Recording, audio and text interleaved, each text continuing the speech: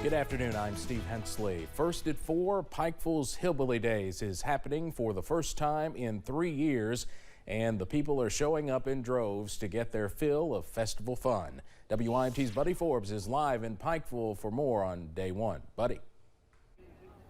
Yes, Steve, the crowds are continuing to come in, and that familiar smell of funnel cake is filling the air as the first day of Hillbilly Days brings people into town.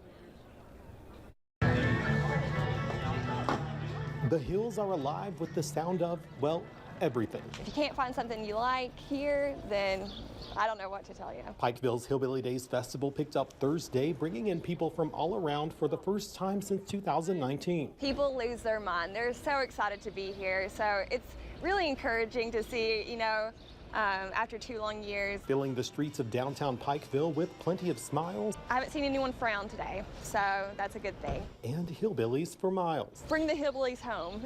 Fueled up for a full festival. Make sure you come out, get a funnel cake, bring your dancing shoes. It'll be a good time. You don't want to miss it.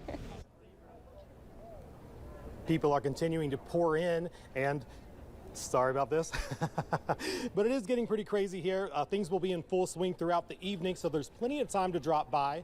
But remember, the Hillbilly Fashion Police are giving out fines if you're not properly dressed. In Pikeville, Buddy Forbes, WYMT Mountain News.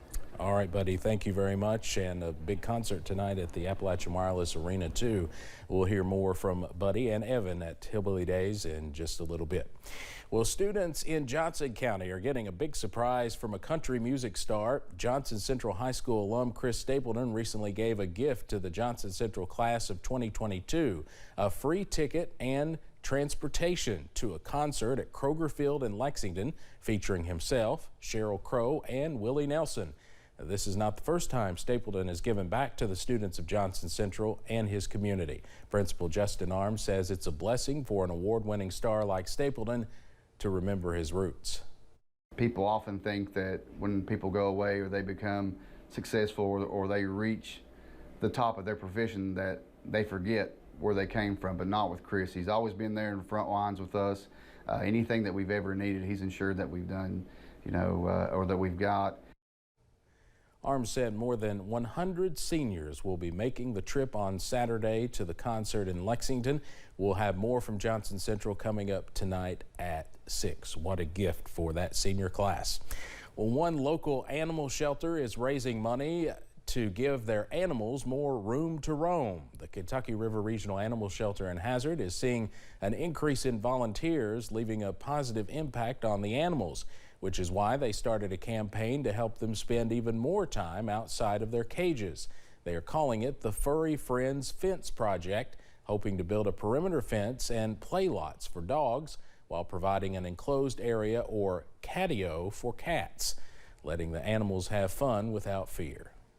The importance of a perimeter fence is just basically to keep the dogs safe. Sometimes people will come down and the dogs will jump out of their vehicles and then nobody can catch them because they're in a new spot, it's loud, and they go straight up the hill to the road, and that's never good.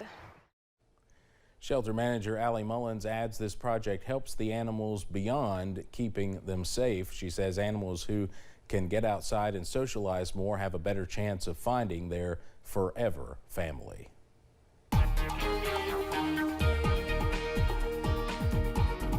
And after a few showers earlier on this morning, it's been an absolutely gorgeous afternoon here in downtown Pikeville at the first Hillbilly Days since 2019. You've heard Buddy talk about it just a few minutes ago, and it is a gorgeous day out here in downtown Pikeville as we continue to see the day one festivities of a 3-day wonderful event. We've seen the sunshine pop out at times here, and there's plenty more where that came from as we head through the next few days. Around the region, not just here in Pikeville, it's nice. We take a look out at the University of Virginia at Wise. Things looking absolutely fantastic. Plenty of sunshine there as we start to see those clouds break up. We're in the mid-60s outside at the moment. Moving along to Interstate 75 at London. Again, clouds with us, but they're starting to diminish and will continue to do so as we head through the evening hours and eventually into tomorrow. where the sun's been breaking out, we're actually in pretty nice shape. Low 70s around the region, 71 as a matter of fact here in Pikeville, so it feels fantastic outside. Pinpoint Doppler, a look right now. We're not completely done with the showers though. Most of us are dry, but watching a few showers across portions of the Kentucky River Valley from Rockcastle, Jackson counties up toward Estill, Lee, Powell, and Wolfe counties, even into Menifee County this afternoon. Those will continue to push on to the east and the northeast as we head through the evening hours. So for the most part, not a huge deal, but still keeping an eye on that. You'll definitely want to download that WYMT weather app, especially if you're headed out to Hillbilly Days tonight. We're down into the 60s as we head into the overnight and eventually bottoming out right around the middle 50s overnight. Now, I'll have the details on much warmer and much sunnier weather for days 2 and 3 of Hillbilly Days coming up in just a few minutes. Steve? All right, Evan, thank you very much. A win late today for abortion rights advocates in Kentucky after a federal judge blocked a new state law effectively eliminating abortions in the Commonwealth. The state's 2 remaining clinics providing abortion said they could not meet the law's requirements. Both clinics went to court right after the law took effect, asking it be put on hold while the issue works its way through the courts. The law is on a growing list of similar laws being passed across the country. It's unknown how long the pause will last. The fight between Disney and Florida Governor Ron DeSantis over a hotly debated new law limiting discussion of sexual identity in public schools is escalating. This afternoon, Republican lawmakers passed a measure to end a special tax district for Disney and strip the company's self-governing status. It comes after Disney condemned Florida's parental rights and education law, which critics call Don't Say Gay. Co-sponsors of the bill, like Republican State Representative Randy Fine, are denying claims of retaliation, saying Disney's status is outdated. Disney's charter allows them to build a nuclear power plant. It allows them to build roads without having to follow Florida Department of Transportation standards. And these are not things that may make a lot of sense. Maybe they did 55 years ago, but they don't today. Fine claims taxpayers will not end up footing the bill if Disney's status goes away, but some say those living there could still end up paying for it while the district's $1 billion debt from bonds remains an open question. The bill now goes to the governor's desk. Earlier today, the Supreme Court ruled Congress can deny Puerto Rico residents some federal disability benefits. The 8-1 opinion was written by Justice Brett Kavanaugh. Justice Sonia Sotomayor cast the lone dissenting vote. The case was based on supplemental security income earmarked for people in the United States who are at least 65 years old, blind, or disabled. This decision from the High Court excludes offering the assistance to people in Puerto Rico and other U.S. territories. The White House is unveiling its first national drug control strategy today. The Biden administration says the plan has 2 main aspects: drug trafficking and addressing untreated addiction, serving as a comprehensive roadmap for federal drug policies. It also comes as the U.S. is seeing record-setting fatal drug overdoses. The CDC reports nearly 107,000 people died of a drug overdose during the 12-month period that ended last November. White House officials say this is the first time in U.S. history that harm reduction will be prioritized. New Jersey began selling recreational marijuana today, and the change in law brought out big crowds. New Jersey voted to legalize marijuana in 2020, but dispensaries were not able to sell it until Thursday.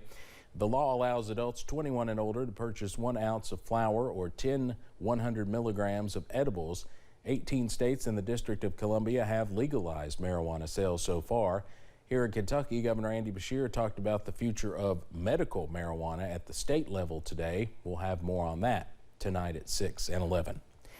Farmers need to be on the lookout for potential hackers. A warning from the FBI on Wednesday warned cyber criminals might go after agriculture cooperatives during planting and harvesting seasons, believing they could be more vulnerable and willing to pay off the extortion. In a public advisory, federal officials say a major disruption of grain production would impact the entire food chain. They're calling on farmers to take defensive measures against the potential threat. Amtrak is taking its years-long fight with 2 freight train companies over Gulf Coast service online. This month, Amtrak shared videos mocking the small number of trains CSX runs between New Orleans and Mobile, Alabama. The CSX spokesman described the video as a gimmick and grossly misleading. Amtrak wants to see its own trains return to those rails owned by CSX and Norfolk Southern after a 16-year hiatus following Hurricane Katrina. Both freight companies say they believe this could hurt their business. Let's head over to Wall Street now on this Thursday. The Dow closes down today, more than 368 points. We'll have more financial news in our next half hour. But straight ahead here on First at 4, guest weather from Hillbilly Days, and one of the last people in the world still using an iron lung shares his 70-year journey and what kept him going. Showers moving out of the region right now, but we've got sunshine on the way for tomorrow and Saturday. We've got the very latest on the way next.